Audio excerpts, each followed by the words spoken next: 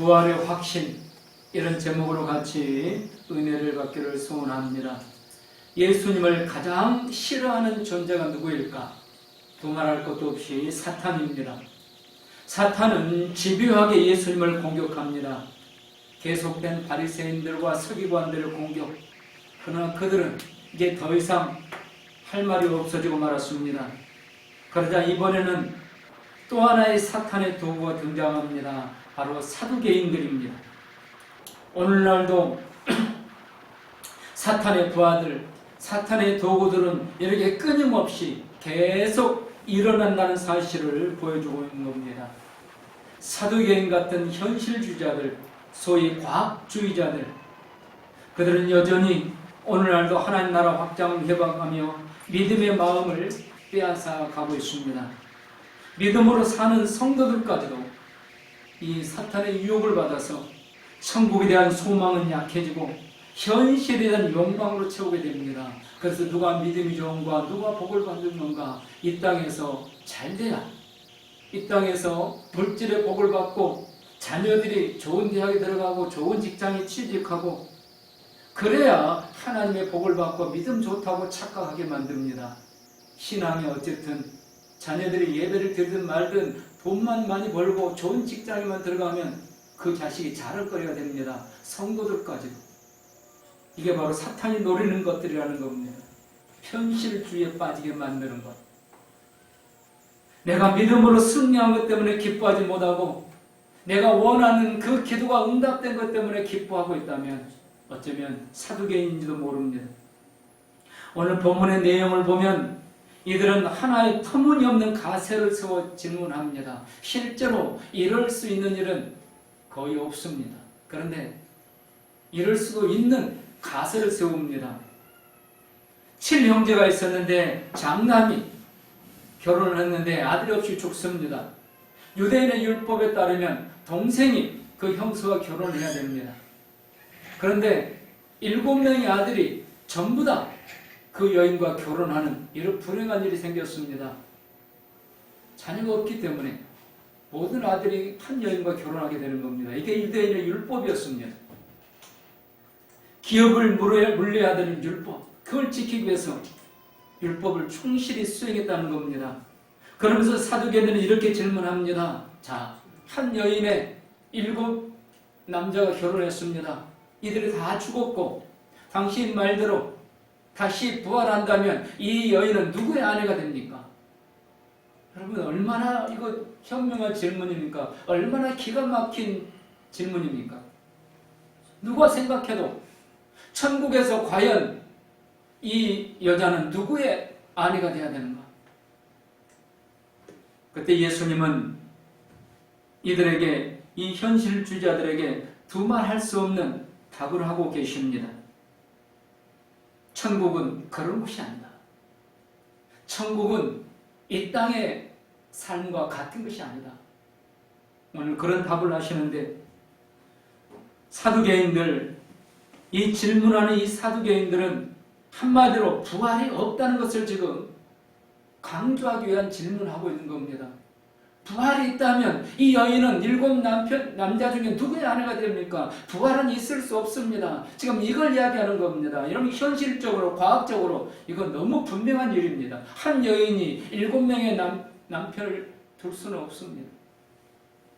현실주의자, 과학주의자, 논리와 지식과 이성에 뚜렷한 자, 이게 바로 사두개인들이었습니다. 사두개인들은 영과 천사를 믿지 않았습니다. 영의 세계를 전혀 믿지 않은 겁니다. 성경도 모세오경, 창세기부터 신명기 여기까지만 하나님의 말씀으로 믿었습니다. 다른 건 인정하지 않았습니다. 그들은 합리적인 사고방식을 가지고 있었습니다. 특별히 그들은 헬라 철학의 영향을 받아서 현실 지향적이었습니다. 과학적으로, 논리적으로 증명되지 않은 것은 믿지 않았습니다. 그럼 이들의 신앙은 어떤 신앙입니까? 여러분, 잘 들으십시오. 어쩌면 우리 신앙인도 모릅니다. 눈에 보이는 것, 현실적으로 나타나 보이는 것만 믿는 겁니다. 오늘날 얼마나 많은 성도가 이런 신앙 가지고 있는지 모릅니다. 자기가 원하는 거 이루어지면 하나님이 살아계십니다. 그런데 내가 원하는 거 이루어지지 않으면, 그리고 미래의 것, 영원한 것, 그걸 믿으려고 하지 않습니다. 바로 사두개인들입니다. 이들은 영을 믿지 않는 겁니다. 천사를 믿지 않는 겁니다. 천국을 믿지 않는 겁니다. 부활이 없다고 믿는 자들입니다. 이들의 신앙은 현실에서 모든 걸 누리기 위한 신앙입니다. 이런 신앙을 기복신앙이라고도 합니다. 얼마나 많이 들어본 말입니까? 그런데 오늘 우리가 그 속에 들어있을지도 모른다는 불안한 현실입니다.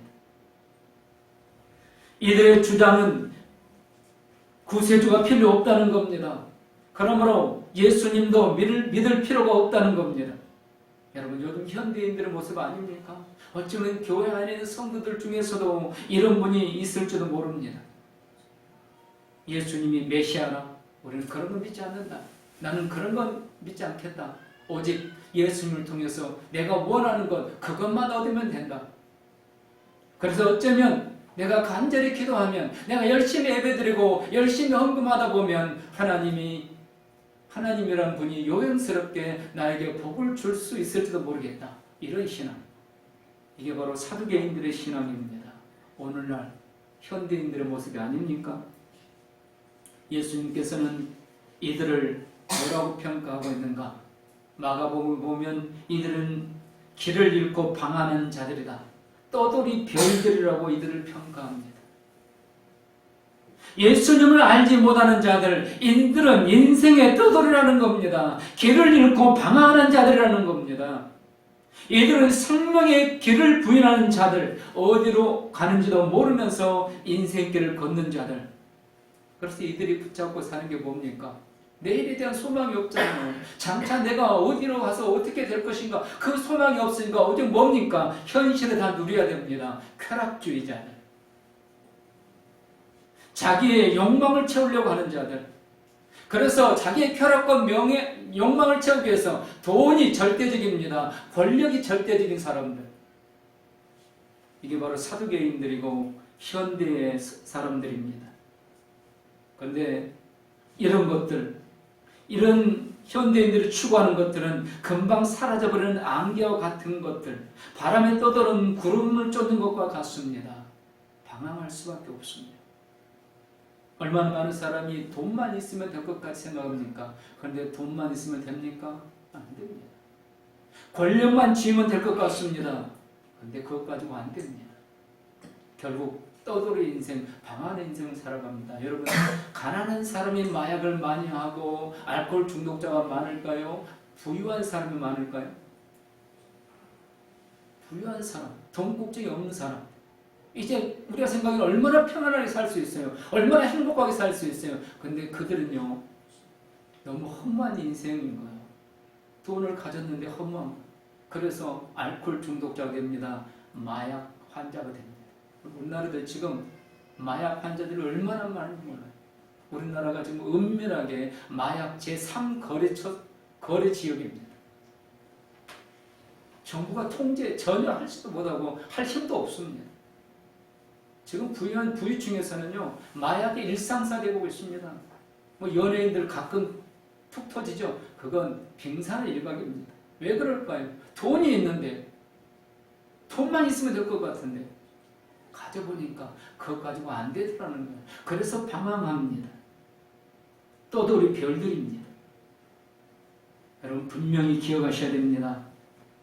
예수님에 대한 생각으로 충만하지 못하면 그 빈 공간만큼 방황해야 된다는 거예요. 성도일지라도, 예배를 드리고 있다 할지라도 내 마음속에 예수님이 충만해 있지 않으면 그 빈 공간만큼 내 인생은 지금 방황하고 있는 거고 텅 빈 인생을 살고 있는 겁니다. 그래서 예배를 드리면서도 여전히 방황합니다. 떠돌이로 인생을 낭비하게 됩니다. 사랑하는 성도 여러분, 오늘 사두개인들에게 하는 주님의 음성, 오늘 이 현실에 사는 이 시대 사람들에게 하시는 말씀입니다. 왜입니까? 현실 이 시대 사람들이 지식주의잖아요. 과학주의자들. 모든 것이 증명되면 그때야 믿으려고 하잖아요. 바로 그들에게 우리 예수님은 오늘 떠도는 별들이라고 이야기하면서 방황하는 자